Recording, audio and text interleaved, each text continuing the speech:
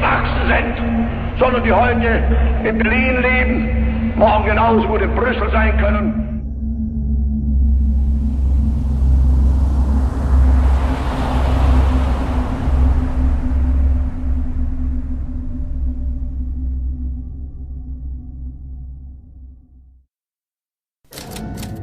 ...19 de junio...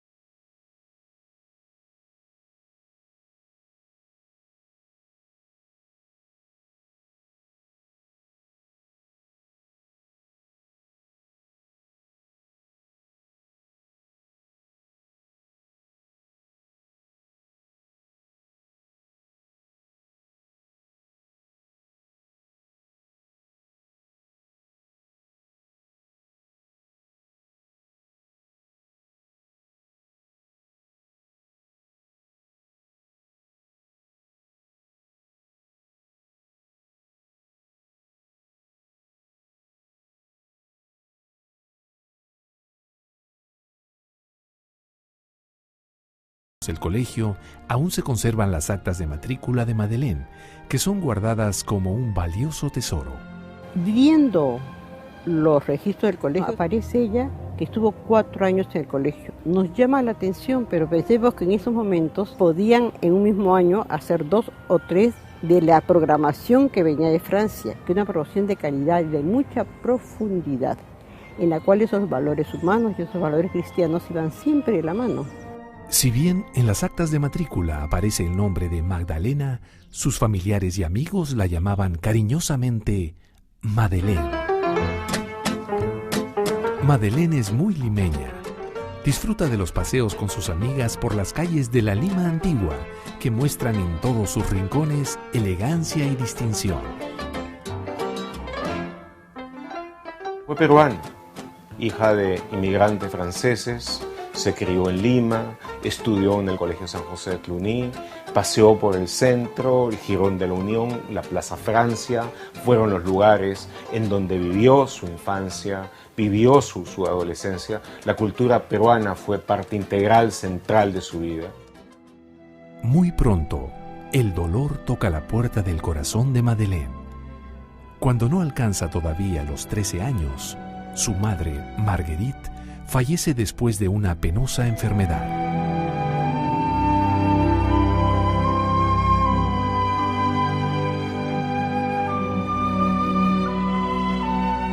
Su padre, Alexandre, debe afrontar solo la educación de sus 8 hijos.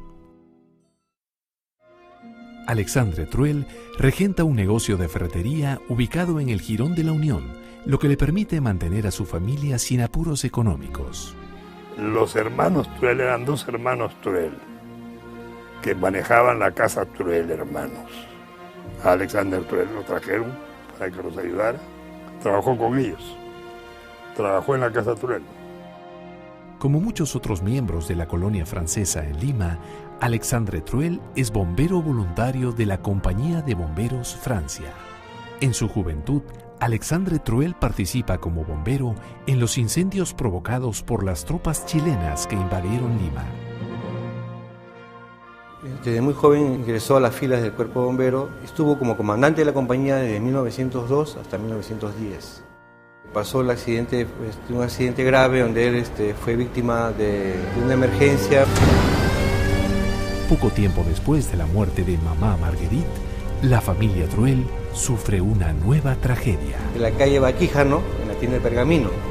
Perdió una pierna en un incendio. Donde producto de un derrumbe, él se ve afectada en la pierna izquierda.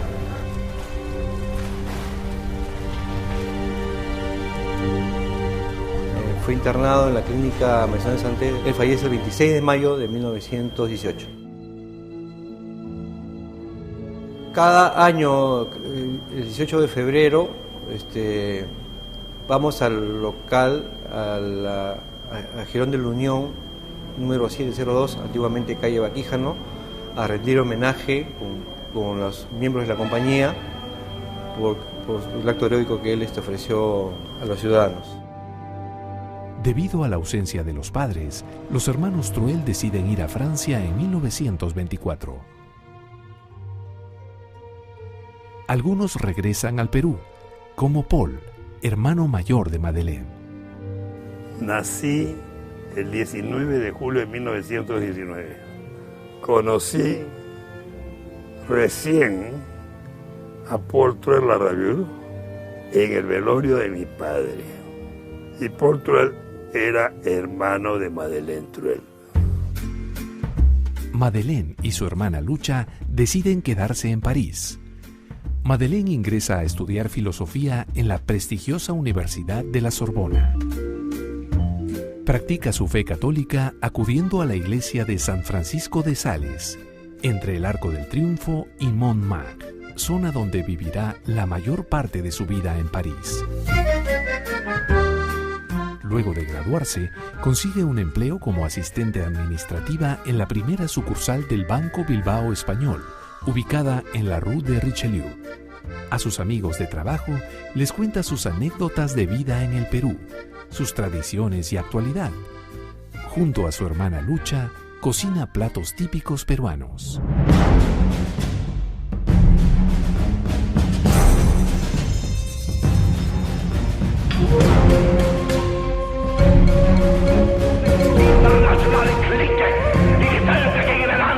Paralelamente, una amenaza a la paz mundial empieza a gestarse en Alemania. Ideas antisemitas y de brutal odio difundidas por el nacionalsocialismo adquieren cada vez más nuevos adeptos. Adolf Hitler asciende al poder por votación popular en 1933. Los pretextos para una guerra son múltiples. En el caso de Alemania, el racismo, el antisemitismo, la discriminación fue un caldo de cultivo para que se culpe a los judíos de las derrotas y las tragedias alemanas. Fue la aniquilación de 1 de cada 3 judíos en el mundo. Antes del ascenso de Hitler al poder, antes del desencadenamiento de la Segunda Guerra Mundial y la ofensiva de exterminio contra el pueblo judío, había 18 millones de judíos en el mundo. Cuando terminó la guerra, quedaban 12. No hubo virtualmente familia judía en el mundo y casi ninguna familia ashkenazi, pero también muchísimas familias sefardín que no fueran tocadas por la tragedia desencadenada por la bestia nazi. El 1 de septiembre de 1939, las tropas de Hitler y de Stalin invaden Polonia. Luego de pocos meses, las tropas alemanas invaden Dinamarca, Noruega, Luxemburgo, Holanda, Bélgica, con un ritmo avasallador. En junio de 1940, las tropas de Hitler pasan revista en París debajo del Arco del Triunfo. La Segunda Guerra Mundial fue una humillación, fue una derrota en un mes del ejército, además entonces que se consideraba el primer del mundo, y fue la ocupación de una mitad del territorio francés. En París se forma inmediatamente la Resistencia, formada por ciudadanos civiles franceses que decidieron luchar contra los nazis. También buscan salvar a judíos que se encontraban en la clandestinidad. En el momento de la guerra, cuando hay la catástrofe militar de Francia, cae y es ocupada finalmente por las tropas alemanas. París está invadida por las tropas alemanas. Entonces, mientras un grupo colabora con los nazis, hay otro grupo de franceses valientes y profundamente dedicados, con un profundo amor a su patria y a los ideales de libertad, que se levantan desde una resistencia clandestina en contra del invasor nazi. Una de ellas es Madeleine. Y fue una refundación en realidad del Estado francés, porque con la ocupación hubo la colaboración por un lado y hubo la resistencia por otro, y luego la liberación a la cual participaron los resistentes franceses, y de los cuales Madeleine Truel fue parte. Magdalena Truel quizás es la mayor heroína peruana de la Segunda Guerra Mundial. Una mujer profundamente católica, profundamente peruana, de una familia amplia, de grandes valores cristianos, y que en el momento en que tuvo la oportunidad de hacer el bien, lo hizo sin ningún atenuante. En enero de 1942, Madeleine es atropellada por un camión del ejército nazi. Le diagnosticaron múltiples fracturas en el cráneo y en las piernas. Pasa una temporada larga en el hospital. Ella sufre un accidente terrible y durante ese periodo de recuperación, que además en esa época demoraba mucho, casi un año, año y poco, ella vio cómo los nazis que ya habían invadido París se llevaban a muchos de sus vecinos a los cuales ella cuidaba de sus hijos. Indignada, decide unirse a la resistencia francesa para ayudar a salvar quizás centenares de vidas, ¿no? Durante ese periodo de convalecencia, ella trata de compatibilizar su cuidado con los niños. Y había un pequeño niño judío rumano a quien ella le había tomado un gran afecto, Pascal, y le ofrece que le va a hacer un cuento que se llamó El niño del metro, ¿no?, en castellano. Es una historia sobre un niño que vivía en las estaciones de metro y que se imaginaba cómo era el mundo a partir de los nombres de cada una de las estaciones.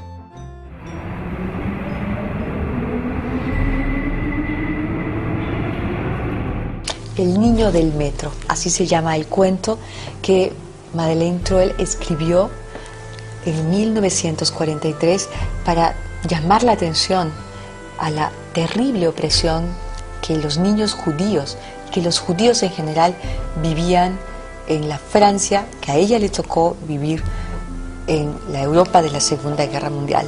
Y en este cuento, El niño del metro, ella denuncia de una manera alegórica la opresión de los nazis.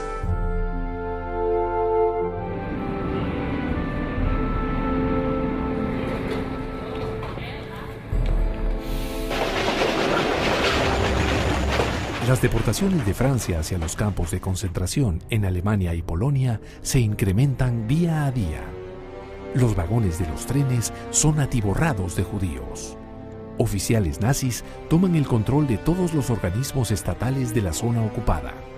Madeleine decide no ser indiferente ante las injusticias que ven sus ojos y no tarda en unirse a la resistencia.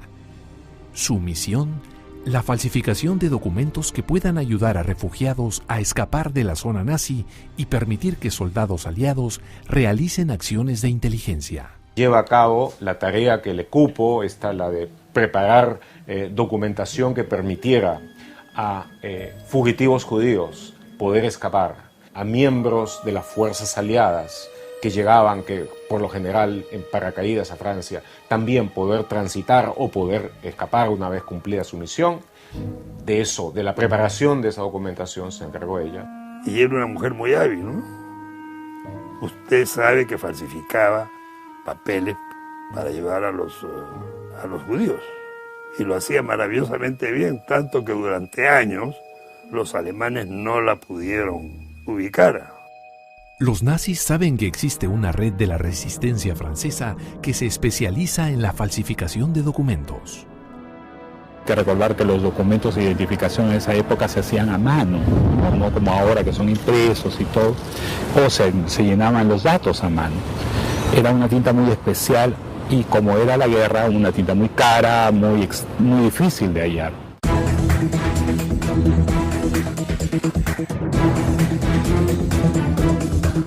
El 6 de junio de 1944, agentes de la Gestapo capturan a Agni, miembro de la resistencia francesa. Los nazis han hecho seguimiento de todos sus movimientos. Los demás miembros del grupo están en eminente peligro. Ellos lo saben, pero la lucha no se puede detener.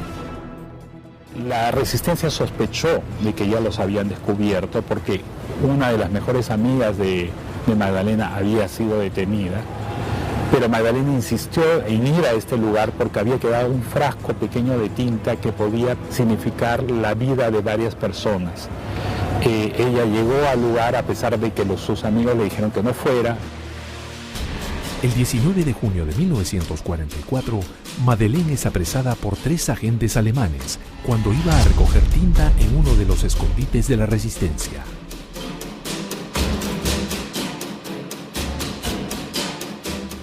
Luego de ser apresada, fue conducida al local de la SS, ubicado en la Avenue Foch, y luego trasladada provisionalmente a la prisión de Fresnes. Durante los días de la guerra, de la Segunda Guerra Mundial, en casa de mi abuela, oí decir que los alemanes en París habían metido presa a Madeleine Truel. Madeleine Truel es torturada para forzar a que delate los planes y personas de la resistencia. Ella resiste y no delata ningún detalle y asume toda la responsabilidad de sus actos. Sus familiares la visitan y solo le pueden dejar una Biblia como compañera de celda. La ubicaron, la metieron presa y le dieron maltrato y se la llevaron a Alemania. Muy maltratada por los alemanes, muy maltratada. En todo momento, una de las cosas que resaltan sus propios compañeros, otros prisioneros que lograron sobrevivir, que fue una mujer, primero, que nunca delató a las personas con las que estuvo, que tenía una frase que decía siempre: la única responsable de mis actos soy yo y ante Dios voy a responder. Leía la Biblia permanentemente y rezaba constantemente. Después de cada tortura terrible, además una mujer con las limitaciones físicas que tenía, Magdalena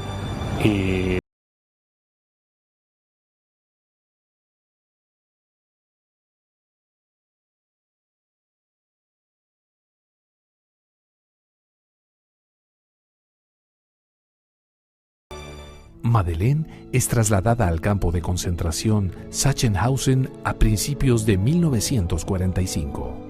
En el campo de concentración vive la caridad de forma heroica. se desprendía del poco alimento que les dan para compartirlo con los que ella considera que lo necesitan más. Mantiene la alegría a pesar de las dificultades y anima a sus compañeros de prisión con las historias bonitas que recuerda del Perú. Por este motivo, recibe el cariñoso apelativo de Pájaro de las Islas. Casi un año pasa Madeleine en prisión, pero el fin de la guerra está próximo. El ejército soviético se acerca por el oriente y el ejército aliado por el occidente. Las tropas alemanas empiezan a desorganizarse y emprenden la huida en lo que se conoce como marchas hacia la muerte, que se refieren al traslado de los miles de prisioneros, en su mayoría judíos, de los campos de concentración cerca de los frentes de guerra hacia el interior de Alemania, desde fines de 1944 e inicios de 1945. Entre las personas que había sobrevivido a pesar de las limitaciones físicas y las grandes torturas estaba Magdalena, con un grupo más de miembros de la resistencia francesa. El 22 de abril empieza la llamada Marcha hacia la Muerte del campo de concentración de Sachsenhausen hacia Lübeck, ubicada a poco más de 200 kilómetros de distancia. Muchos prisioneros, exhaustos por la desnutrición e inclemencias del tiempo, mueren a lo largo del recorrido. El propósito de estas marchas es ocultar todas las evidencias de la barbarie que se vive en los campos de concentración. Magdalena camina y avanza con sus compañeros. Entonces se encuentran con una comitiva de oficiales nazis que pasan un raudo en un vehículo y que luego después regresan a los minutos vestidos como civiles. En ese momento el grupo llega a la convicción de que los alemanes estaban mezclando con la población civil, justamente porque los aliados estaban demasiado cerca, y hacen un gesto de celebración del comando, molesto, fastidiado por este gesto de entusiasmo de la gente. Comienza a golpear con una vara de fierro a las personas que estaban ahí, entre ellas a Magdalena, y la golpean nuevamente en la cabeza, recrudeciendo la lesión que ella ya tenía a raíz del accidente anterior.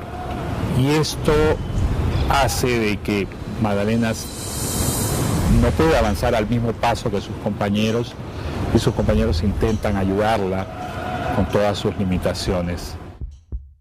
Madeleine pierde el conocimiento por un tiempo y es llevada en una camilla improvisada por 6 personas, ya que, a pesar del poco peso de la peruana, no se sostienen en pie por el cansancio. El grupo de sobrevivientes llega a un pequeño poblado alemán llamado Stolpe. Cuando despierta se queja de un fuerte dolor de cabeza y fiebre muy alta. A las pocas horas expira con una paz muy característica en ella.